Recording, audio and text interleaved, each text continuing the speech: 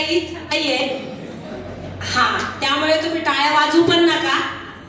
आणि जे नवीन आले त्यांना तर वाटत असेल आता किती वेळ चाललंय, किती वेळ चालणार, एक गेलं की एक येतंय, एक गेलं की येतंय, एक येतंय, किती वेळ बोलणार आहे. हा, तुमच्या हसण्यावरून माझ्या लक्षात आलं.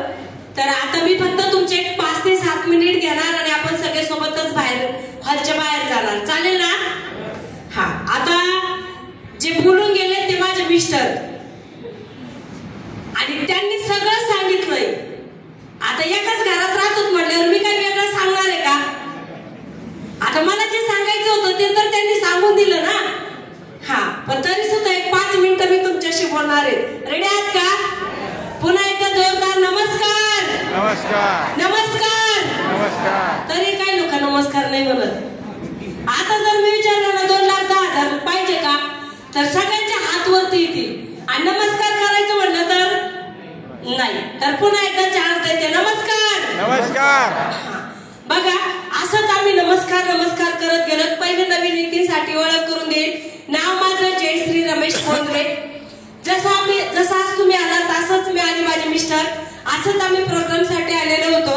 इथं सांगितलं जात होतं 1200 आणि 2,10,000 सांगितलं तर जात होते. आम्हाला पटले नाही आणि आम्हाला मी पचले नव्हते. जसं इथं नमस्कार नमस्कार करतायत तर एक व्यक्ती स्टेजवर आले आणि त्यांनी सांगितलं असंच नमस्कार नमस्कार नमस्कार करत गेलो आणि या बिझनेसच्या माध्यमातून चमचमाती कार घेऊ शकलो. आम्ही विचार हा केला, मी नमस्कार नमस्कार करून जर कार येत असती तर माणूस देवाची नमस्कारच करत बसला असतं जग. बरोबर की नाही? हा, मग नंतर मी त्या व्यक्तीला भेटले आणि त्यांना विचारलं, मी म्हटलं सर नमस्कार नमस्कार करून कार कस काय आली? तर ते म्हणले इथं आल्याच्या नंतर हा प्रोग्राम मी बघितला. प्रोग्राम पाहिल्याच्या नंतर मी एक डिसिजन घेतला. मी जॉईनिंग केलं आणि जसं कंपनीचं सिस्टम सांगतंय त्याप्रमाणे मी काम केलं आणि काम करत करत लोकांना नमस्कार करत होतो आणि नमस्कार करून काम करून माझ्या घरात कार येऊ शकली. तर त्यावेळेस मी विचार केला, कारण आम्ही दोघांनी जवळपास 10 वर्ष ऑलरेडी मार्केटमध्ये घातलेले होते. 10 वर्ष काम करून जेव्हा आम्ही पाठीमागे वळून बघितलं होतं 1 रुपया सुद्धा आमच्या अकाउंटला शिल्लक नव्हता. मग विचार हा केला की जर आपण एवढं सगळं प्रोग्राम बघितलाय आणि कदाचित जर हा प्रोग्राम बघून आपण जर डिसिजन घेतला नाही तर जे काम चाललंय तेच काम जर आपण करत राहिलो तर आपल्याला आपल्या जीवनात बदल होऊ शकतो का? नाही होऊ शकत. मग म्हणून एक डिसिजन घेतला, सुरुवात केली. बघा मित्रांनो, काही प्रोडक्ट्स आहेत आपल्याकडं आणि हे प्रोडक्ट्स आम्ही स्वतः घेतले, वापरले, इतरांना पण सांगितले. पण ज्या काही गोष्टी तर सांगितल्या, जसं माझे पूर्ण TC पासून तर NTC पर्यंत, CTC पर्यंत जेवढे पण लोक तुमच्या समोर येऊन बोलून गेले, फक्त या लोकांवर एक विश्वास असणं मात्र गरजेचं आहे.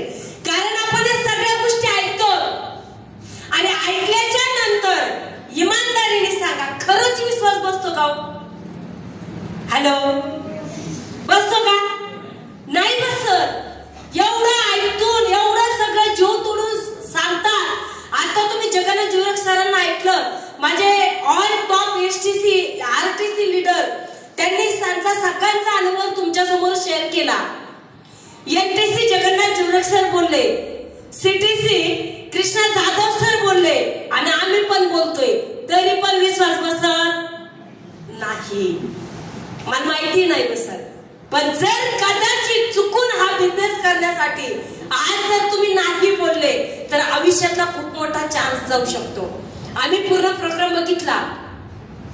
प्रोग्राम बघितल्याच्या नंतर सगळ्यात आता इथं बसल्याबरोबर आम्हाला लोकांना बघितलं, तुमच्या डोक्यात 2 लोक आले का नाही आले?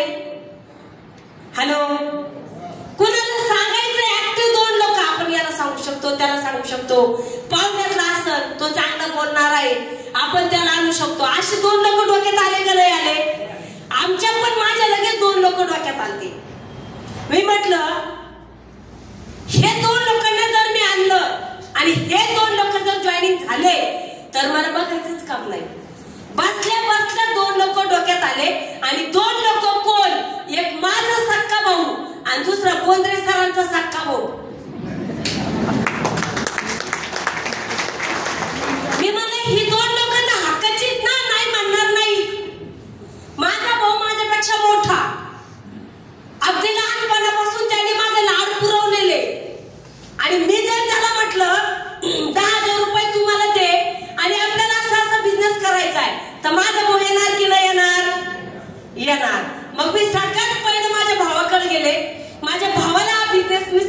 सांगितला, त्यांनी सगळ्या गोष्टी ऐकल्या आणि त्यांनी मला दुसऱ्या दिवशी सकाळी उठल्यावर पहिला एक शब्द दिला. मला म्हटला, मला रात्रभर झोप नाही आली. मी म्हटलं का बरं? 10,000 रुपये 10 रुपये टक्क्याने व्याजाने काढून कोणी बिझनेस मध्ये टाकतं का?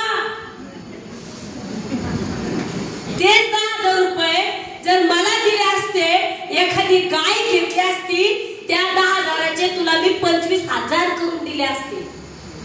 जर जमत असेल तर पहिलं इथून गेल्याच्या नंतर ते 10,000 रुपये वापस माग, देऊ नको. त्यांना कर पहिला फोन. बोंद्रे सरला म्हणलं निघा आता इथून, आता काय उपयोग. बरं, त्या आम्ही दोघं त्या समोर बसलेलो, तर त्यांनी दुसरं वाक्य बोंद्रे सरला वापरलं. आता हिचं ठीक आहे म्हणे, बायांचं किती केलं तरी काय म्हणे, एखादी गोष्ट चांगली वाटली का तेव्हाच करून टाकतात म्हणे. हिचं तर ठीक होतं, पण दाजी तुम्ही पण ऐकावा. मग मी म्हणलं आता तुझे लवकर निघा, आपली गाडी येईल म्हणलं, आपल्याला आता जायचंय.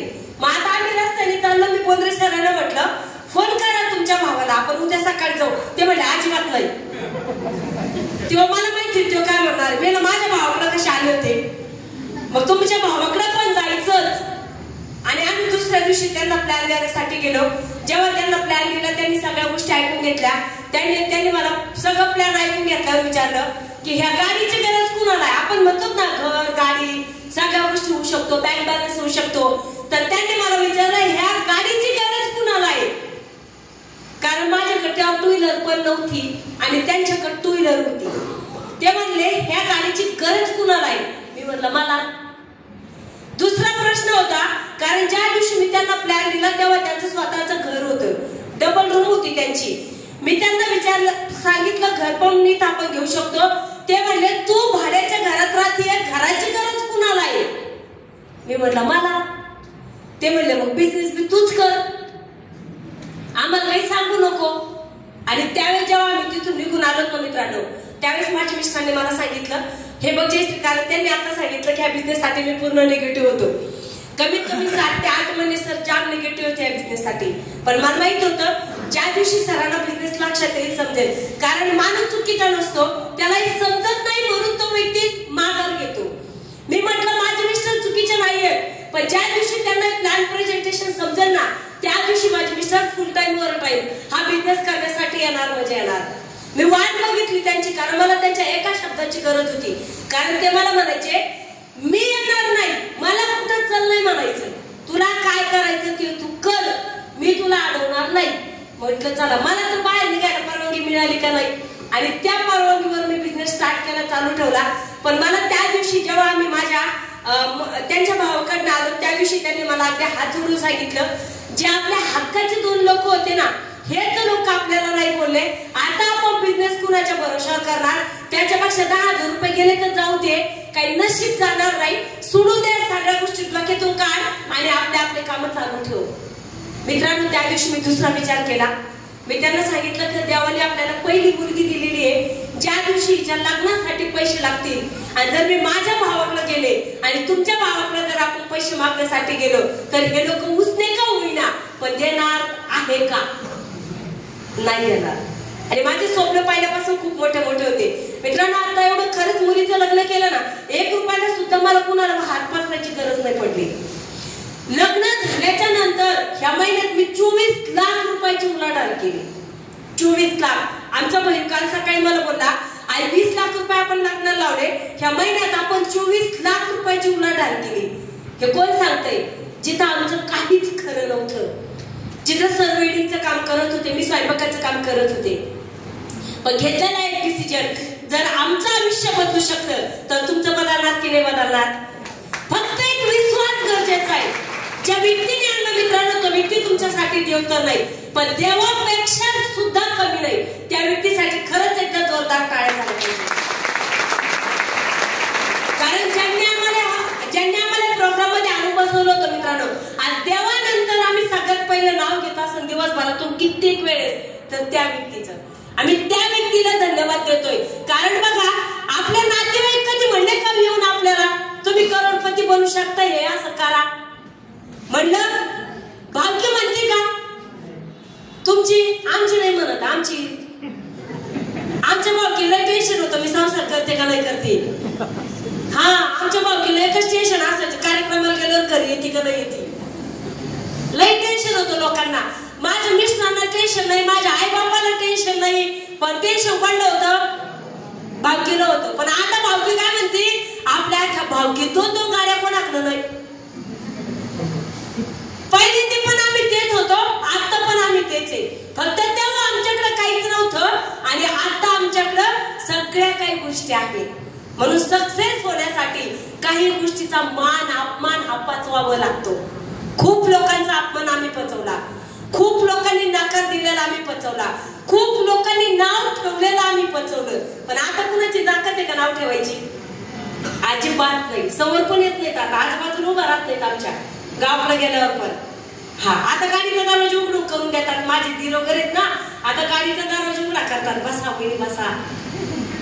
हा बदल जो होतोय ना, तर बघा, पैसा जिसके पास दुनिया उसकी दान, बाकी सब बकवास. पैशाशिवाय काहीच नाहीये. आज आम्हाला सन्मान नाहीये. आमच्या गाडीला, घराला, हे सोनं नाणं याला सन्मान आहे, बरोबर की नाही? म्हणजे पैसा किती गरजेचा आहे जिंदगीत कमवण्यासाठी, आणि तो कमवण्यासाठी आज भारतातला नंबर 1चा plan Yamlakshman marketing global private limited आज तुमच्या आयुष्यामध्ये आलाय. जर एक विश्वास ठेवला तर 100% तुम्ही सुद्धा स्टेजवर आल्याशिवाय राहणार नाही मित्रांनो. आज त्या ईगल टायगर ज्यांचा सत्कार झाला यांचं पण मी मनापासून अभिनंदन करेन. आणि जे आज न्यू ब्रँड टीसी बनले, टीम कोऑर्डिनेटर बनले, तर जाधव साहेब तुमचं सुद्धा मनापासून खूप खूप अभिनंदन. कारण टीम कोऑर्डिनेटर बनल्यामुळे, कारण सर एक म्हणजे सर्व्हिस करत असताना डिसिजन घेतला. बघा, त्या रिटायर झाले आणि ते काम कोणासोबत करतात? शिवसरांसोबत. म्हणजे एक मुलगा आणि वडील या नात्याप्रमाणे त्यांनी इथपर्यंत येऊ शकले मित्रांनो. तर तुम्हाला सगळ्यांना बिझनेस मध्ये येण्यासाठी शुभेच्छा देईन. आणि इथंच थांबेल. बाकी सगळ्यांनी 13 तारखेला संभाजीनगरला खूप मोठं फंक्शन आहे, त्या फंक्शनचं सगळ्यांनी प्लॅनिंग करायचं. भव्य दिव्य फंक्शन हे आपलं 13 तारखेला असणार आहे. त्या 13 तारखेच्या फंक्शन मध्ये Jagannath jewellers sir new brand NTC, Wagle family new brand NTC आणि new brand CTC continental team coordinator Krishnaji Jadhav sir यांच्यासाठी आपण जे फंक्शन ठेवलेलं आहे, तर तुम्हाला सगळ्यांचं मी 13 तारखेसाठी वेलकम करेन आणि इथंच थांबेन. Okay, wish all the best. Jai